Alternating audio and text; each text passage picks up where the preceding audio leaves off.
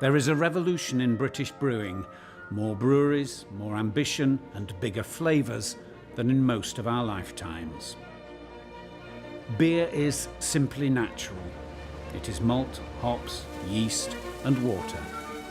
And it all starts with barley, harvested for beer to be turned into malt.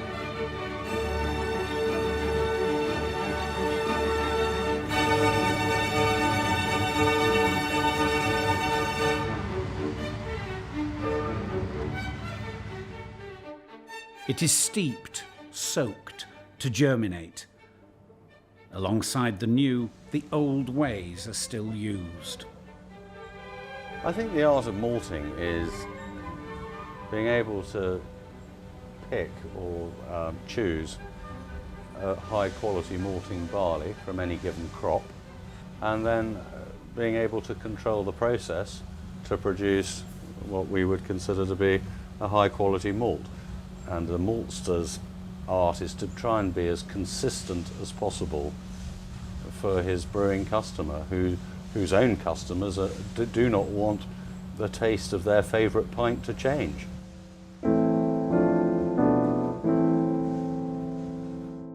To make sure that the grain is ready for kilning, I take a sample of a grain. I like to nip the end off with my thumb, and then I rub it between my thumb and forefinger until I get a nice creamy white line, and that is known as the maltster's chalk.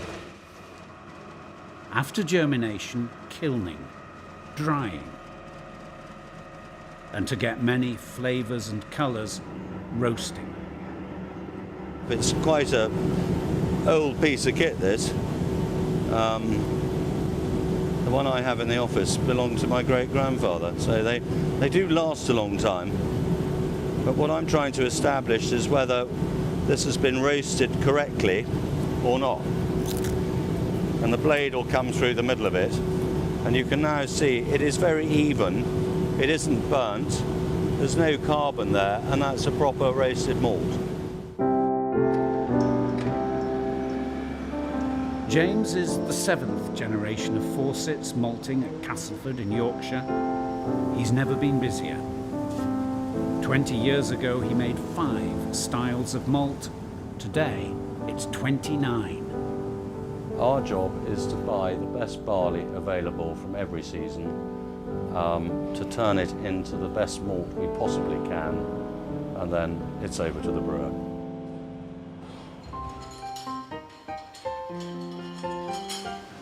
The grist, pale and coloured malts, maybe wheat or oats. Mixed with hot water, it's like porridge. This is the mash. At the right temperature, sugar is extracted and flushed out by sparging. What's left, spent grain, goes for cattle feed. Every brewery needs a farmer. The sugary liquid, the wort, now needs hops for bitterness, flavour and aroma. I'm a hophead. I love anything. I love very hoppy beers. I know within this market people are willing to try anything, so we're able to push the boundaries more. So we can use more hops, more flavour that people aren't used to, you know. Traditional bitters with more floral character, and it's the joy to be in the business at the moment.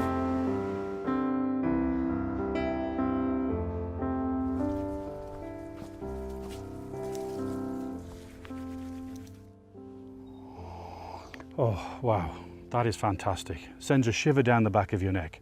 Just what the brewer is looking for. Flavours that really entice and intoxicate you. Wonderful. 22 years ago when I started in this industry, we stocked 3 varieties of hops. We're now stocking over 70 different varieties. We're looking for more intensity of flavour, more quality of aroma, more quality of flavour. It really is important to get the best flavours out we possibly can. In my opinion, hops have never been as important as they are now in beer making.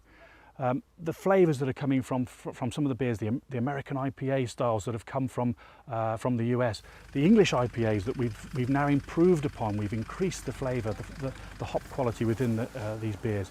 There's a plethora of new flavours that we're experiencing, and it really is challenging people to come in and enjoy more beer. It's fantastic. Brewers these days are now looking for new things all the time. We're looking for something different, something that's going to challenge the drinker, something that's going to give us an experience and not just a seat at the bar with a pint of beer.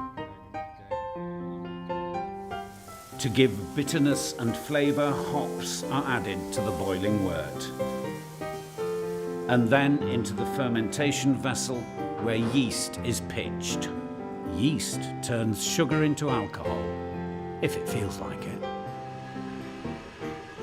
Yeast is live, and it's a single-cell organism that has a memory. You treat it bad once, it's going to remember. So we try to treat it and look after it as best as possible, which in turn repays the favour. We get healthy fermenting beers, they ferment within time, and our beer tastes wonderful at the end of it. Fermentation takes a week, then into conditioning tanks. It's now beer. We leave it there for 2 to 3 days, depending on what style of beer. If it's light, hoppy, it may only last 2 to 3 days, or until the yeast count's right. So the beer drops nice and bright and causes no problems for the landlords out there. And once we're happy with the flavour profile we're getting in the conditioning tanks, we decide then it's time to rack into casks. The taste is sharp and zesty on the front of your palate, and then at the back there is a softness as well as a lovely, beautiful tropical fruit aftertaste with it as well. That flavour goes all the way through the taste sensation, which is lovely. We know exactly where the flavour of that beer is coming from because it's all over this hop. So the malts here are not just giving us this beautiful red colour, but also giving us this lovely malty, wholesome flavour as well. This is a dark porter. All colour, it's all about colour and flavour and roasted flavours in particular. And that's coming from a mixture of these malts. Really, really dark chocolate malt there. And that you can see just translate absolutely into the colour of the liquid in the glass. It's almost like being a chef. You sniff, you smell, you taste throughout the whole process. You take the barley at the start, you try it, you taste it, sniffing the hops constantly, and everything in our process is manually done. We have no automation, so all the ingredients are handled at every time. So if any of the raw ingredients aren't up to our quality, they're rejected, because all we're after is the finest raw ingredients to produce the most perfect pint we can.